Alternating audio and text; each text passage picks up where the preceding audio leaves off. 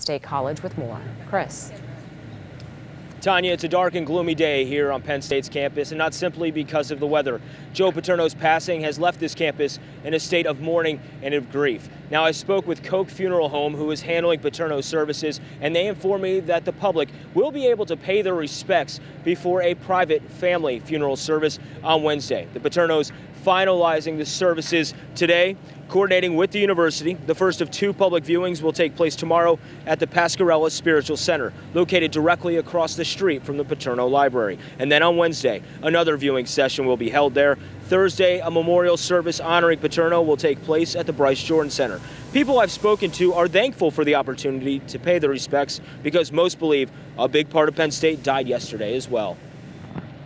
Because he's not just a coach. I mean, you go to the library, it's Paterno Library. He's everywhere. People look up to him, not just to lead the team, but to lead the school. I feel like he had a stronger meeting than any other faculty member ever at Penn State. I think people should go just to support him like he supported us. I mean, he did a lot for Penn State.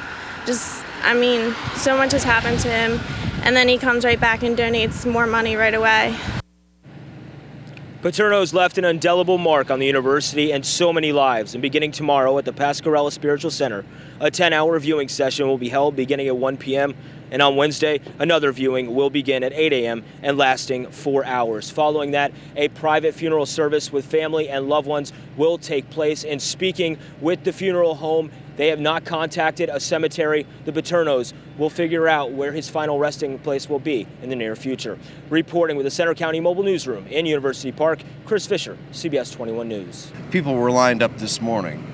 Absolutely, Rob. You know, in fact, the Pasquarella Spiritual Center opened at 7 o'clock this morning to be able to accommodate all the people that wanted to come in and pay their final respects to Joe Paterno in that viewing session. Now, it's scheduled to be from 8 o'clock in the morning until noon, but they actually opened up a little bit early to allow everyone through. They say 30,000 people went through the Spiritual Center to say goodbye to the legendary coach, and then at 2 o'clock, they held a Mass. And that Mass lasted about 2 hours. Here is the end of the Mass as the Bishop of the Altoona Diocese, Mark Leonard Barczyk, who conducted the Mass, led Joe Paterno and his casket and the pallbearers out to the hearse before the procession got underway. Pallbearers being Scott Paterno and Jay Paterno and other Paterno family members. The procession lasting more than a mile, 6-7 people deep, students, faculty, people from around the state all out to say goodbye to Joe Paterno. And when it went down the road, it went down Curtin Road, right in front of Beaver Stadium, taking right onto Porter and then to College Avenue. And just like you said, Rob, that is where it had stopped. The media had stopped following him. But a couple of interesting people that showed up, besides the football greats, the family members, the loved ones, we saw actors like Billy Baldwin was there, and they had this to say. Obviously a great coach, but when you look behind that and know that Joe was a great man, great family man, wanted all of us to be successful, not just on the field, but off. You know, it's almost like when you hear a band and you hear the first couple of notes and you know it's that band. It's like there's a very specific signature to a Penn State alumni who played football for Joe Paterno,